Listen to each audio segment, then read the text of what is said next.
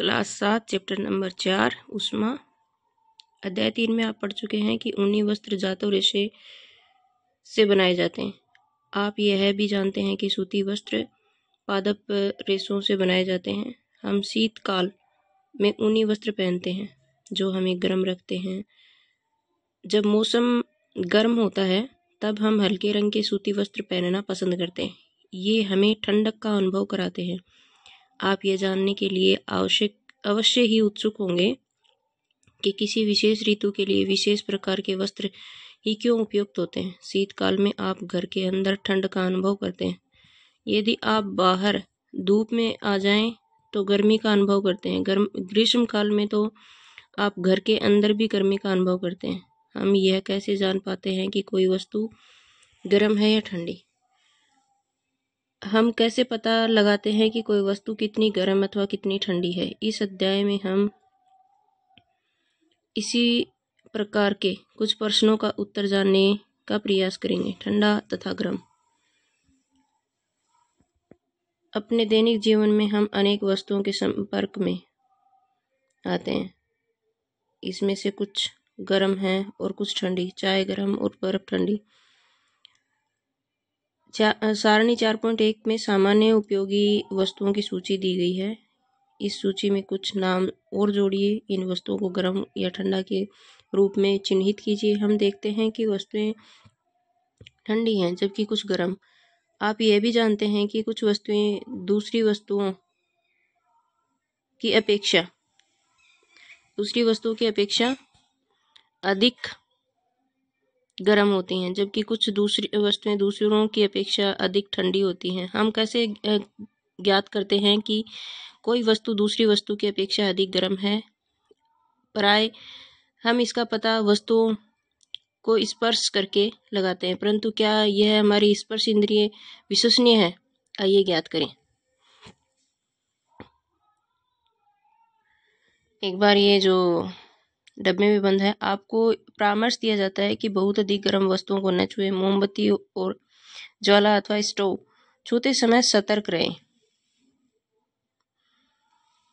3 पात्र अथवा बर्तन लीजिए। इन पर ABC नामांकित कीजिए। पात्र A में ठंडा पानी, पात्र B में गर्म पानी लीजिए। कुछ ठंडा और कुछ गर्म पानी मिलाकर पात्र C में डालिए और अब अपने बाएं वाम हाथ को पात्र A में तथा दाहिने दक्षिण हाथ को पात्र B में डालिए। दोनों हाथों को 2-3 मिनट तक पात्रों में डूबे रहने दीजिए। अब हम दोनों हाथों को एक साथ पात्र C में डुबोएं। क्या दोनों को एक जैसा अनुभव होता है? सुनिश्चित कीजिए कि पानी इतना गर्म न हो कि आपका हाथ जल जाए। बूजो कहता है, मेरा बायां हाथ कहता है कि मग C में पानी गर्म है और तथा दाहिना हाथ उसी पानी को ठंडा बताता है। मैं क्या निष्कर्ष निकालूं? बूजो की उलझन यह दर्शाती है कि यह निश्चय करने के लिए कोई वस्तु गर्म है या ठंडी हम अपनी स्पर्श इंद्रिय पर विश्वास नहीं कर सकते। यह हमें कभी भी धोखा दे सकती है। तब हम यह कैसे ज्ञात करते हैं कि कोई वस्तु वास्तव में कितनी गर्म है? कितनी वस्तु की उष्णता गर्मी की विश्वसनीयता माप उसके ताप से की जाती है। ताप मापने के लिए उपयोग की जाने वाली युक्ति को तापमापी थर्मामीटर कहते हैं। तापमापन। क्या आपने कोई तापमापी देखा है? याद कीजिए कि जब कभी आपको या आपके परिवार में किसी को बुखार चढ़ा था तो टेम्परेचर ताप को थर्मामीटर तापमापी से मापा गया था। उसी तापमापी को हम अपने उसी तापमापी से हम अपने शरीर के ताप को मापते हैं। उसे डॉक्टरी थर्मामीटर कहते हैं। किसी थर्मामीटर को अपने हाथ में पकड़िए तथा उसका ध्यानपूर्वक परीक्षण कीजिए। यदि आपके पास थर्मामीटर नहीं है तो अपने मित्र के साथ सम्मिलित हो जाइए। डॉक्टरी थर्मामीटर चित्र 4.2 में दर्शाए अनुसार दिखाई देता है। डॉक्टरी थर्मामीटर में एक लंबी बारीक तथा एक समान व्यास की कांच की नली होती है। इसमें एक सिरे पर एक बल्ब होता है। बल्ब में पारा भरा होता है। बल्ब के बाहर नली में पारे की एक पतली चमकीली धारी देखी जा सकती है। यदि पारे की यह धारी आपको दिखाई न दे तो थर्मामीटर को थोड़ा सा घुमाइए जब तक कि आपको उसमें धारी दिखाई न देने लगे। थर्मामीटर पर आपको ताप मापने का एक मापक्रम स्केल भी दिखाई देगा। उपयोग किए जाने वाला यह मापक्रम सेल्सियस स्केल, जिसे सेंटीग्रेड सी द्वारा दर्शाते हैं। बूझो दुविधा में है कि चित्र 4.2 में दर्शाए दो मापक्रमों में से वह किसे पढ़े। पहेली ने उसे बताया कि भारत में हमने सेल्सियस स्केल को अपनाया है और हमें इसी स्केल का उपयोग करना चाहिए। दूसरा मापक्रम फ़ारेनहाइट स्केल डिग्री F है, जिसका परिसर 94 से 108 डिग्री तक है। इससे पहले प्रयोग किया जाता था। डॉक्टरी थर्मामीटर में 35 डिग्री सेल्सियस से 42 डिग्री सेल्सियस तक के ताप ही माप सकते हैं। थर्मामीटर में से ताप मापना। आइए यह सीखें कि थर्मामीटर को कैसे पढ़ा जाता है। सबसे पहले इसके किन दो क्रमागत एक के बाद एक बड़े चिन्हों द्वारा निरूपित ताप के अंतर को नोट कीजिए। इन दोनों चिन्हों के बीच भागों की संख्या छोटी चिन्हों द्वारा दर्शाइए को नोट कीजिए। मान लीजिए दो बड़े चिन्हों के बीच 1 डिग्री का अंतर है तथा इन चिन्हों के बीच 5 भाग हैं। तब एक छोटे भाग का मान 1/5 डिग्री सेल्सियस तथा 0.2 डिग्री सेल्सियस होगा। उपयोग करने से पहले थर्मामीटर को अच्छी प्रकार धो लीजिए। धोने के लिए किसी पूतिरोधी रोगाणुरोधक घोल का उपयोग करना सुरक्षित रहता है। अब इसे अपने हाथ में कसकर पकड़िए और कुछ झटके दीजिए। झटके देने से पारे का तल नीचे आ जाएगा। सुनिश्चित कीजिए कि यह 35 डिग्री सेल्सियस से नीचे आ गया है। अब थर्मामीटर के बल्ब को अपनी जीभ के नीचे रखिए। 1 मिनट के पश्चात थर्मामीटर को बाहर निकालिए और उसका पाठ्यांक नोट कीजिए। यह आपके शरीर का ताप है।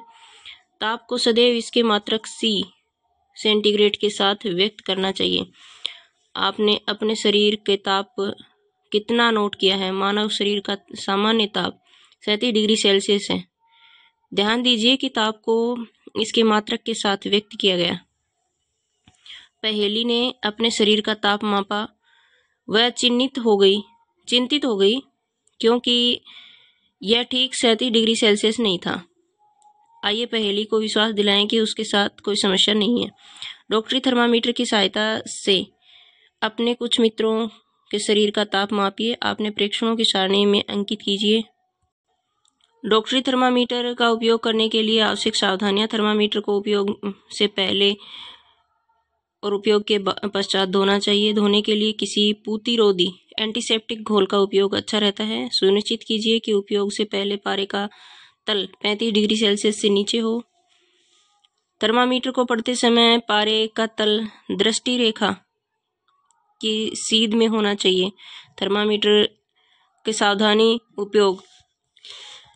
सावधानीपूर्वक उपयोग कीजिए। किसी कठोर वस्तु से टकराने पर यह टूट सकता है। थर्मामीटर का उपयोग करते समय इसे बल्ब से नहीं पकड़ना चाहिए। सारणी 4.2 के विद्यार्थियों के शरीर के तापमान लिखो। प्रत्येक विद्यार्थी के शरीर का तापमान 37 डिग्री सेल्सियस है? यह आवश्यक नहीं कि प्रत्येक व्यक्ति का सामान्य ताप 37 डिग्री सेल्सियस हो। यह कुछ अधिक या कुछ कम भी हो सकता है। वास्तव में जिसे हम सामान्य ताप नॉर्मल टेम्परेचर कहते हैं, वह स्वस्थ व्यक्तियों के विशाल समूह के शरीर का औसत ताप है। बूझो के मस्तिष्क में एक नटखट विचार आया। वह डॉक्टरी थर्मामीटर से गर्म दूध का तापमान मापना चाहता था। पहेली ने उसको ऐसा करने से रोक दिया। डॉक्टरी थर्मामीटर का उपयोग मानव शरीर का ताप मापने को छोड़कर किसी अन्य वस्तु का ताप मापने के लिए कभी मत कीजिए। थर्मामीटर को धूप या आग के पास रखने से बचाइए। ऐसा करने से वह टूट सकता है। डॉक्टरी थर्मामीटर को केवल मानव शरीर का ताप मापने के लिए ही डिजाइन किया गया है। मानव शरीर का ताप सामान्यतः 35 डिग्री सेल्सियस से कम और 42 डिग्री सेल्सियस से अधिक नहीं होता है। यही कारण है कि इस थर्मामीटर का परिसर 35 डिग्री सेल्सियस से 42 डिग्री सेल्सियस है। प्रयोगशाला तापमापी हम अन्य वस्तुओं के ताप कैसे मापते हैं, इसके लिए अन्य तापमापी काम में लेते हैं। ऐसा ही एक तापमापी प्रयोगशाला तापमापी है। इसके आपके अध्यापक इस तापमापी को आपको दिखाएंगे। इसे ध्यान से देखिए तथा इससे मापे जा सकने वाले अधिकतम तथा न्यूनतम ताप को नोट कीजिए। प्रयोगशाला तापमापी का परिसर प्राय 10 डिग्री सेंटीग्रेड से 110 डिग्री सेंटीग्रेड होता है। जैसे आपने डॉक्टरी थर्मामीटर में किया था, ठीक उसी प्रकार इस तापमापी को भी किसी सबसे छोटे भाग द्वारा दर्शाए जाने वाला ताप का मान ज्ञात कीजिए। तापमापी द्वारा दर्शाए गए ताप को ठीक ठीक पढ़ने के लिए आपको ताप के इस मान की आवश्यकता होगी। विभिन्न प्रयोजनों के लिए विभिन्न प्रकार के तापमापी उपयोग किए जाते हैं। मौसम की रिपोर्ट में दिए गए अधिकतम तथा न्यूनतम तापों की जानकारी देने के लिए अधिकतम ताप न्यूनतम तापमापी का उपयोग किया जाता है। आइए अब देखें कि इस तापमापी का उपयोग कैसे किया जाता है।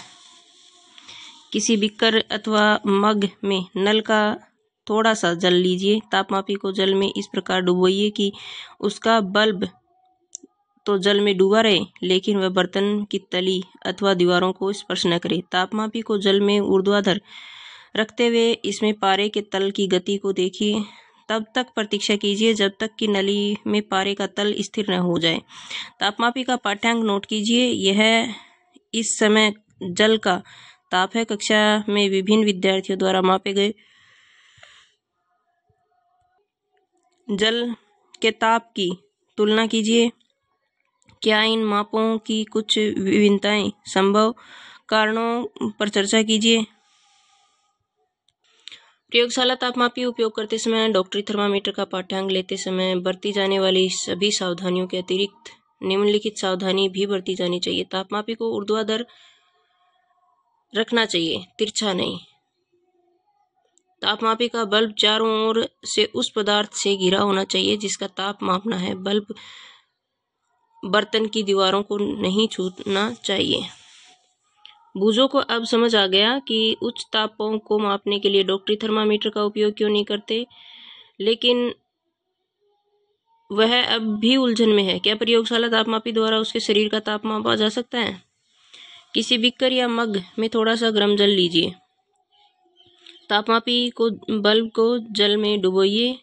पारे के जल के स्थिर होने तक प्रतीक्षा कीजिए कि जब पारे का तल स्थिर हो जाए तो ताप नोट कीजिए। अब तापमापी को जल से बाहर निकालिए। ध्यानपूर्वक देखिए कि अब क्या होता है। क्या आप देखते हैं कि जैसे ही तापमापी को जल से बाहर निकालते हैं, पारे का तल गिरने लगता है।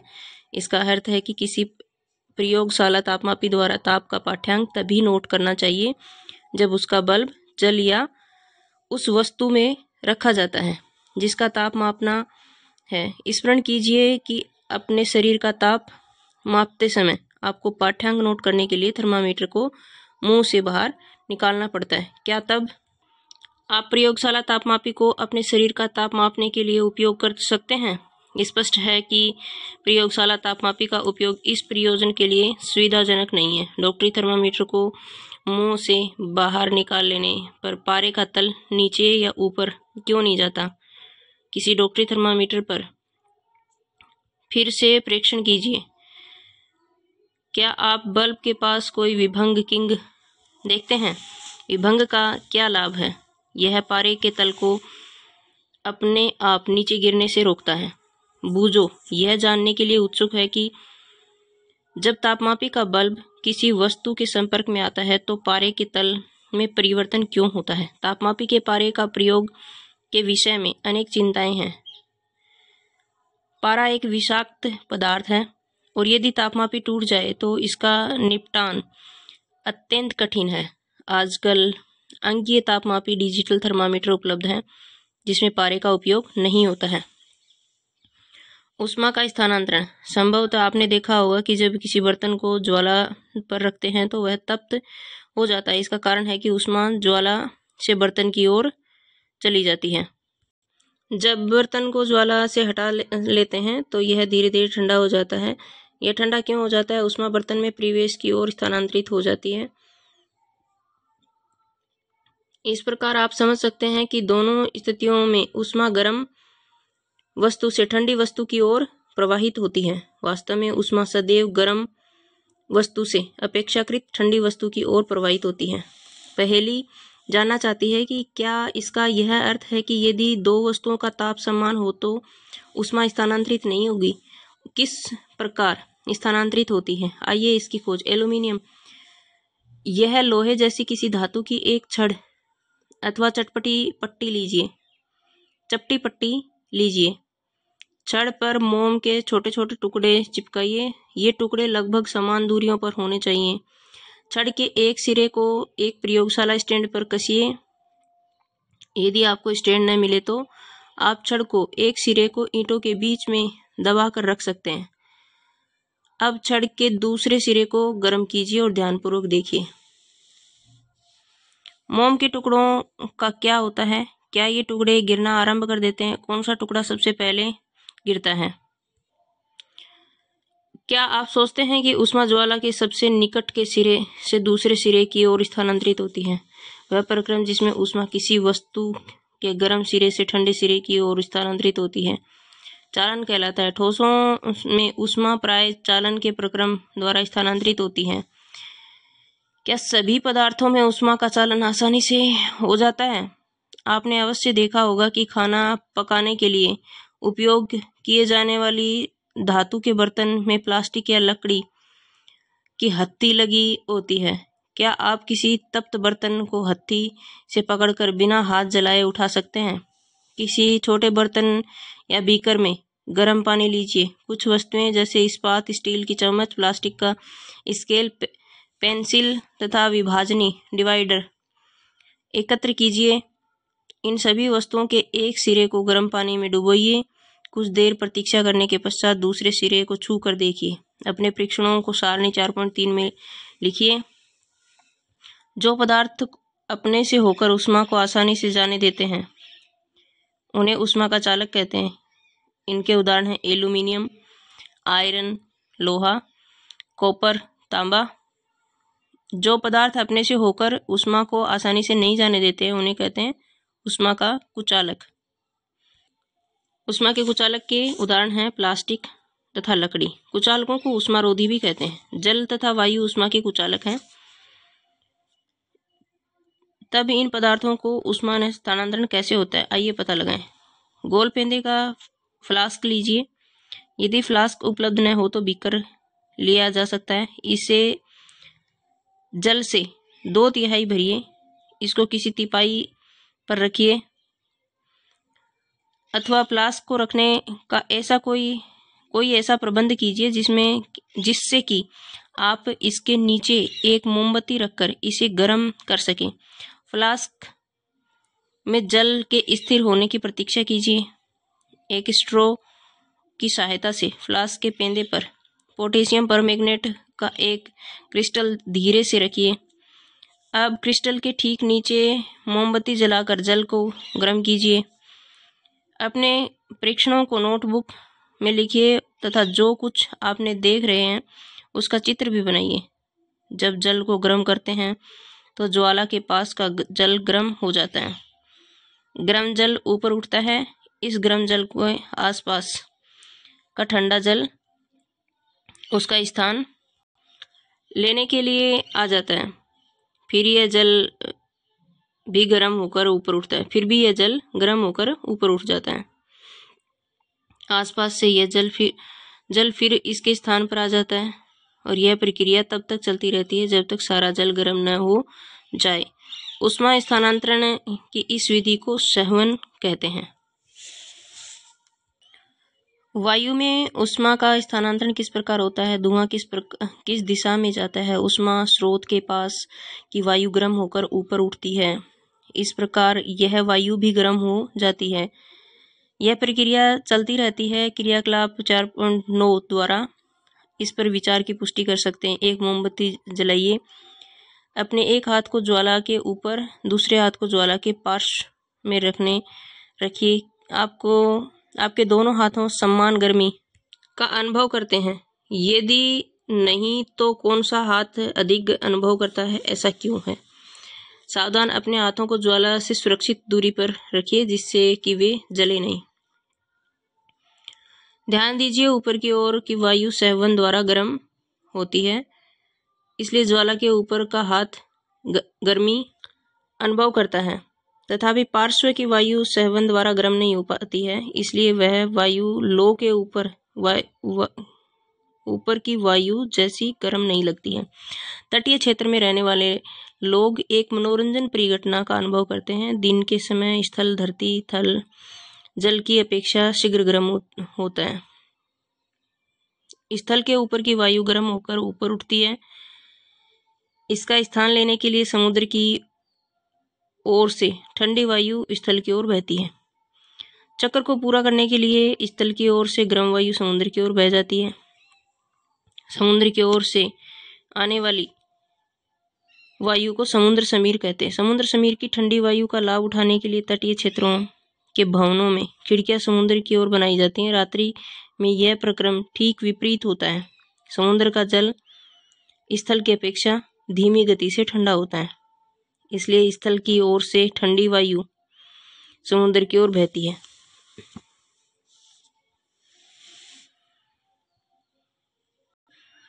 यह थल समीर कहलाती है। इस परिघटना को दर्शाता है। जब हम धूप में खड़े होते हैं तो हम गर्माहट का अनुभव करते हैं। सूर्य से हम तक ऊष्मा कैसे पहुंचती है, यह चालन अथवा संवहन द्वारा हम तक नहीं पहुंच सकती है, क्योंकि इन दोनों प्रक्रमों में ऊष्मा स्थानांतरण के लिए माध्यम आवश्यक है। चूंकि पृथ्वी तथा सूर्य के बीच के अधिकांश स्थान में कोई माध्यम जैसे वायु नहीं है, अतः सूर्य से हम तक ऊष्मा एक अन्य प्रक्रम द्वारा आती है जिसे विकिरण कहते हैं। विकिरण द्वारा ऊष्मा के स्थानांतरण में किसी माध्यम जैसे वायु अथवा जल की आवश्यकता नहीं होती है। माध्यम विद्यमान हो या न हो, विकिरण द्वारा ऊष्मा का स्थानांतरण हो सकता है। जब हम किसी तापक हीटर के सामने बैठते हैं तो हमें इसी प्रक्रम द्वारा ऊष्मा प्राप्त होती है। ज्वाला से हटाकर रखा कोई गर्म बर्तन ठंडा होते समय अपनी कुछ ऊष्मा को विकिरण द्वारा ही प्रवेश में स्थानांतरित करता है। हमारा शरीर विकिरण द्वारा ही प्रवेश को ऊष्मा देता है और उससे ऊष्मा ग्रहण करता है। सभी गर्म पिंड विकिरणों के रूप में ऊष्मा विकिरित करते हैं। जब ये ऊष्मा विकिरण किसी अन्य वस्तु को से टकराते हैं तो इनका कुछ भाग परिवर्तित हो जाता है, कुछ भाग आवेशित हो जाता है, कुछ भाग परागत हो सकता है। ऊष्मा के अवशोषित भाग के कारण वस्तु का ताप बढ़ जाता है। धूप में बाहर जाते समय आपको छाते का उपयोग करने का परामर्श दिया जाता है। सर्दियों गर्मियों में हमारे पहनने के वस्त्रों के प्रकार। आप जानते हैं कि गर्मियों में हम हल्के रंग के वस्त्रों को वरीयता देते हैं तथा सर्दियों में हम गहरे रंग के कपड़े पहनना पसंद करते हैं। ऐसा क्यों है, आइए पता लगाएं।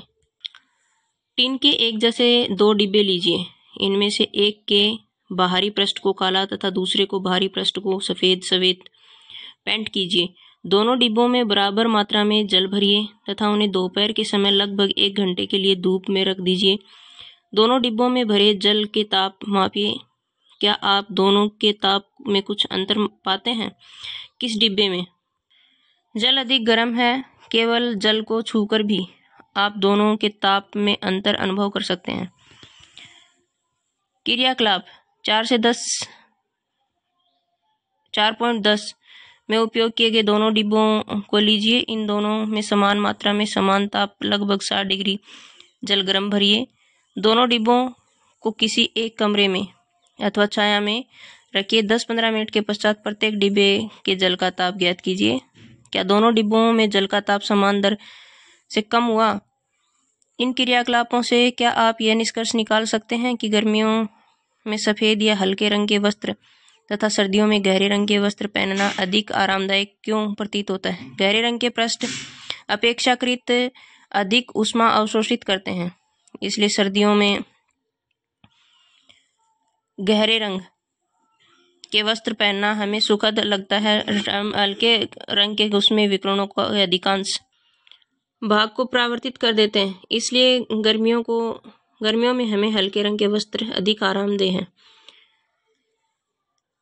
हम अपने घरों को ठंडा व गर्म के लिए कोयला या लकड़ी जैसे ईंधन अथवा बहुत विद्युत का उपयोग कैसे करते हैं?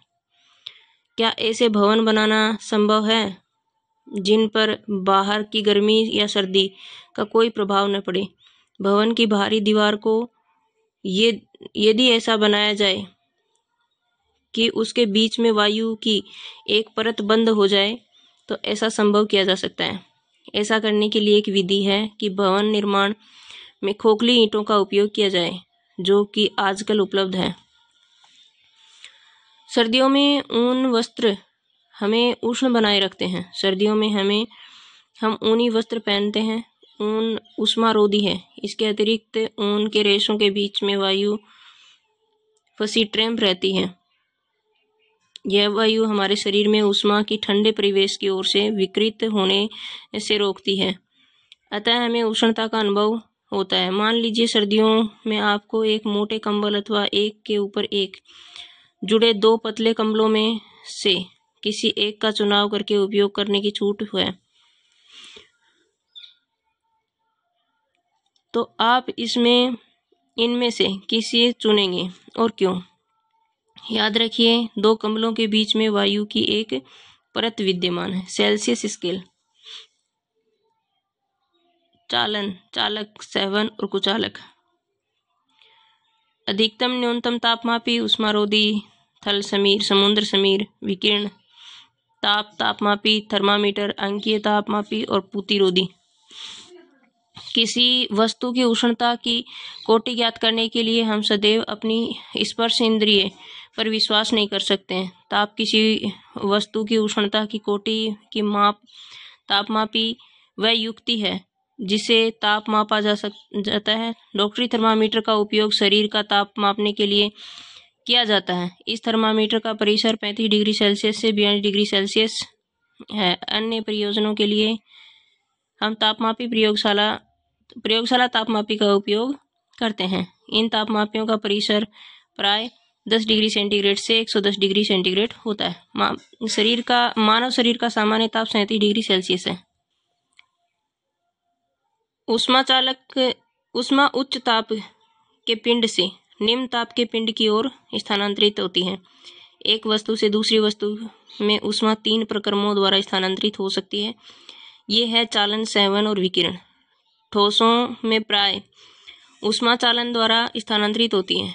द्रवों तथा गैसों में ऊष्मा संवहन द्वारा स्थानांतरित होती है। विकिरण द्वारा ऊष्मा के स्थानांतरण के लिए किसी माध्यम की आवश्यकता नहीं होती है। जो पदार्थ अपने से होकर ऊष्मा को आसानी से प्रवाहित होने देते हैं उन्हें ऊष्मा चालक कहते हैं। गहरे रंग की वस्तुएं हल्के रंग की वस्तुओं की अपेक्षा उसमें विकिरणों की अच्छी अवशोषक होती हैं। यही कारण है कि गर्मियों में हल्के रंग के वस्त्रों में अधिक आराम अनुभव होता है और सर्दियों में ऊनी वस्त्रों में हमें गर्म रखते हैं। इसका कारण यह है कि ऊन ऊष्मारोधी है तथा इसके रेशे के बीच में वायु फंसी ट्रैप होती है। प्रयोगशाला तापमापी तथा डॉक्टरी थर्मामीटर के बीच समानताएं और अंतर। दोनों ताप मापते हैं, ये समानता हो गई, और अंतर इनका ताप मापने का सेंटीग्रेड अलग अलग होता है। ऊष्मा चालक तथा ऊष्मारोधी प्रत्येक के 2 उदाहरण। ऊष्मा चालक एल्यूमीनियम, ऊष्मारोधी लकड़ी, प्लास्टिक। कोई वस्तु कितनी गर्म है इसकी जानकारी इसके ताप द्वारा प्राप्त होती है। उबलते हुए पानी का ताप डॉक्टरी थर्मामीटर से नहीं मापा जा सकता। ताप को डिग्री या सेल्सियस से मापते हैं। बिना किसी माध्यम द्वारा ऊष्मा स्थानांतरण के प्रक्रम को विकिरण कहते हैं।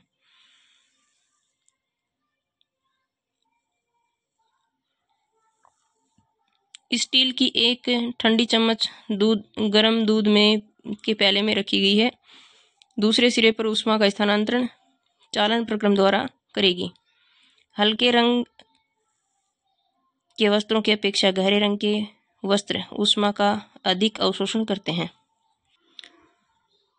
थल समीर से बहने का समय, रात समुद्र समीर से बहने का समय, दिन गहरे रंग के कपड़े पसंद करने का समय, सर्दी हल्के रंग के कपड़े पसंद करने का समय, गर्मी। ये इनके कुछ क्वेश्चंस दिए गए हैं।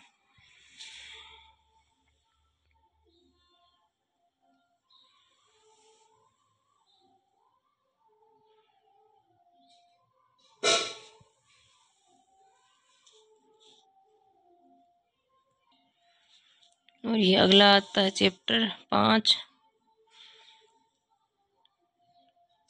ये पढ़ते हैं हम। सेल्सियस स्केल की अभिकल्पना स्वीडन के खगोलशास्त्री एंडर्स सेल्सियस ने 1742 में की। अनोखी बात यह है कि उसमें उन्होंने जल का क्वथनांक, उबलने का ताप 0 डिग्री सेल्सियस तथा हिमांक जमने का ताप 100 डिग्री सेल्सियस निर्धारित किया।